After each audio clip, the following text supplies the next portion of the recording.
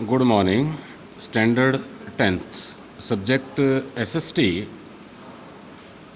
पुस्तक का नाम है आपकी भारत और समकालीन विश्व, पार्ट भाग नंबर 2, 10वीं क्लास, लेसन नंबर 4। हम इतिहास का पढ़ रहे हैं कि प्राचीन काल में किस प्रकार पुराने तरीके से संसार चल रहा था और उसके बाद में किस प्रकार उद्योगीकरण हुआ, इंडस्ट्री लगनी शुरू हुई। और आज तो पूरे संसार में कोई ऐसा कोना या कोई ऐसा क्षेत्र नहीं है कि जहाँ पर इंडस्ट्री ना हो, उत्पादन ना होता। आप उससे पुराने ज़माने में जाएंगे तो बहुत सा उत्पादन हथकरघा उद्योग यानी कि घरों में माल तैयार होता था। कहता है फैक्ट्रियों का आना। बम्बई में पहली कपड़ा मिल, 1 नंबर का क्वेश्चन आ जाता है, 1854 ईस्वी में लगी। 2 साल बाद इसमें उत्पादन होने लगा। 1862 तक वहाँ 4 मिलें काम कर रही थी। 94,000 तकलियाँ और 2,150 करगे थे। उसी समय बंगाल में जूट मिलें खुलने लगी।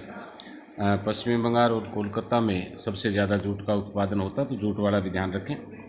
1855 में और 7 साल बाद 1862 में चालू हुई। उत्तरी भारत में एल्गिन मिल 1860 में कानपुर में खोली गई। इसके साल भर बाद अहमदाबाद की पहला कपड़ा मिल भी चालू होगी। आज भी कपड़े का सबसे बड़ा उत्पादक कोई राज्य है वो गुजरात है, यानी कि अहमदाबाद गुजरात में।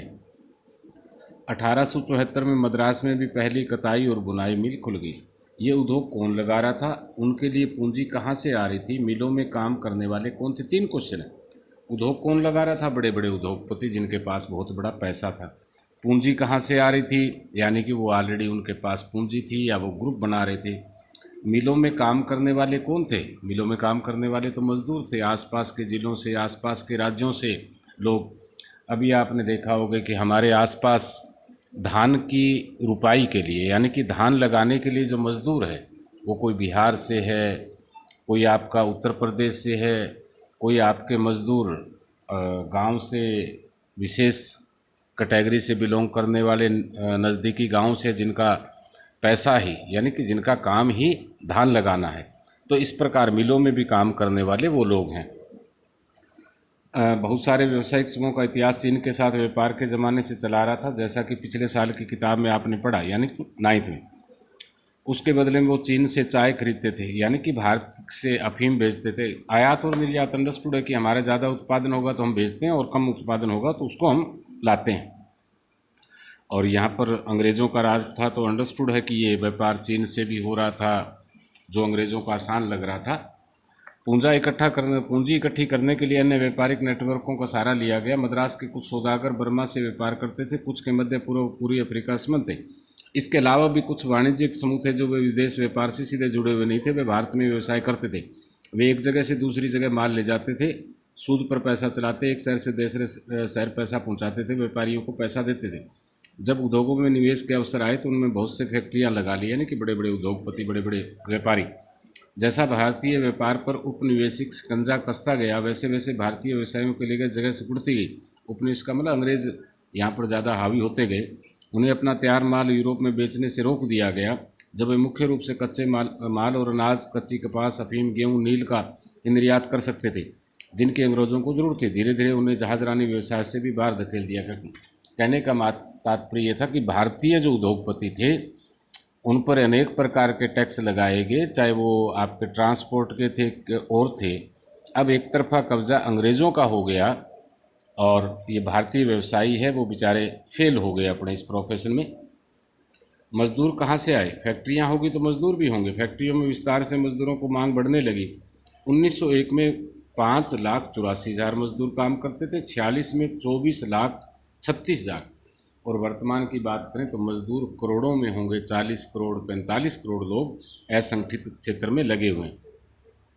आसपास के ज़िले, आसपास के राज्य, जिस प्रकार भट्टे, ईंट भट्टे हैं, वहाँ पर बिहार से, उत्तर प्रदेश से, पश्चिमी बंगाल से वो लोग काम करने के लिए आते हैं। एक उनका ठेकेदार होता है तो उससे कांटेक्ट किया जाता है, तो इस प्रकार ये मज़दूर पहुँचते हैं। यही चीज़ इसमें बता रखी है। बम्बई के एक मिल मजदूर बसंत पारकर ने क्या कहा? मजदूर अपने बेटों को मिल में काम पर रखवाने के लिए जाबर को पैसा देते थे। जाबर का मतलब आज ठेकेदार कह सकते हैं। मिल मजदूर शारीरिक और भावुक रूप से उस गांव से गहरे तौर पर जुड़े होते थे। वह गांव जाकर फसलों की कटाई करता था। कोंकणी लोग धान काटने और घाटी यानी गन्ना काटने गांव में जाते थे। यह स्वीकृत व्यवस्था थी जिसके लिए मिल वाले छुट्टी दे देते थे। आज भी अभी भी आपने देखा कि हमारे 5-7 दिन के बाद जब धान की बुआई हो जाएगी, रुपाई हो जाएगी, तो बहुत से मज़दूर जो आपके बिहार से आए हुए हैं, पश्चिम बंगाल से आए हुए हैं, झारखंड से आए हुए हैं, उत्तर प्रदेश से आए हुए हैं या नज़दीक के हमारे गांव से आए हुए हैं, वो अपने घर चले जाएंगे। यानी कि 1, 1.5, 2 महीना ये सीज़न उन्होंने लगाया। धान की कटाई होगी तो ये लोग दोबारा आ जाएंगे। अहमदाबाद की एक मिल में कताई में लगी मजदूर औरतें मुख्य रूप से कताई विभाग में ही काम करती थी। तो आज तो फैक्ट्रियों में औरत, पुरुष, बच्चे सभी काम करते हैं।